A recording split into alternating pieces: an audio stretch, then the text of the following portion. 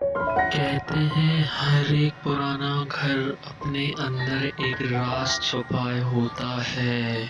मैं आपको एक ऐसे ही घर की सच्ची घटना सुनाने जा रहा हूँ। ये कहानी एक श्रापित हवेली की है।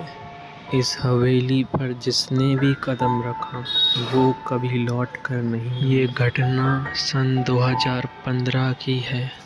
दिल्ली के पास एक गांव में एक पुरानी हवेली थी। ये हवेली पहले एक ज़मींदार की थी। एक दिन ज़मींदार ने अपने बच्चे और अपनी पत्नी का खून कर दिया और उसने फांसी लगा ली। ऐसा उसने क्यों किया किसी को नहीं पता। तभी से इस घर में अजीब घटनाएं होना चालू हो गई थी। आरव, सक्षम और नीता तीनों ही कॉलेज के छात्र थे। वह हमेशा डरावनी जगहों को एक्सप्लोर करते थे और सोशल मीडिया पर पोस्ट करते थे। एक दिन उन तीनों ने तय किया कि वे इस हवेली की सच्चाई को जानेंगे।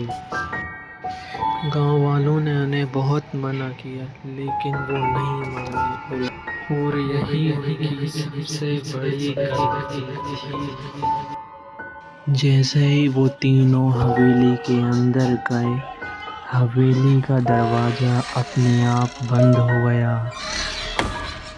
तब नीति ने मजाक में बोला, अब भूत हमें नहीं छोड़ेगा। लेकिन जैसे ही ये बोला, दीवार से किसी की चीखने की आवाज़ आई।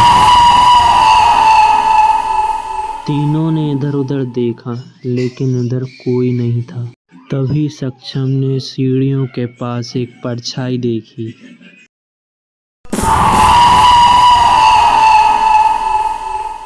फिर अचानक से वो उनके सामने प्रकट हो गई। क्यों आए हो यहाँ? क्या मेरी मौत का तमाशा देखने आए हो?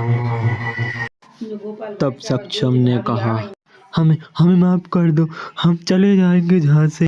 रुको, अब तुम यहाँ आ गए हो तो मेरी कहानी सुने बिना मत जाना। मैं जमींदार की पत्नी हूँ। आत्मा ने बताया कि वह जमींदार की पत्नी है। जमींदार को शक था कि उसकी पत्नी ने उसे धोखा दिया है।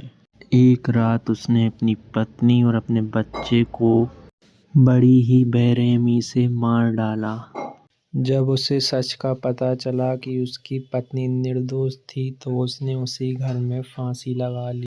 वह आत्मा हर एक इंसान से बदला लेती है जो इस घर में आता है। आरव, सक्षम और नीता ने भागने की बहुत कोशिश की लेकिन वो तीनों कभी उस घर से वापस नहीं आ पाए।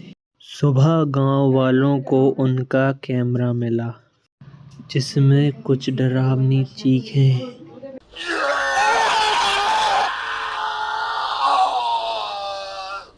और मौत के डरावने पल रिकॉर्ड थे।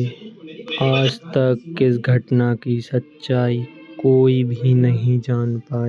ऐसी ही डरावनी कहानी के लिए राजौरिया पैरानॉर्मल एक्टिविटीज़ को फॉलो करें।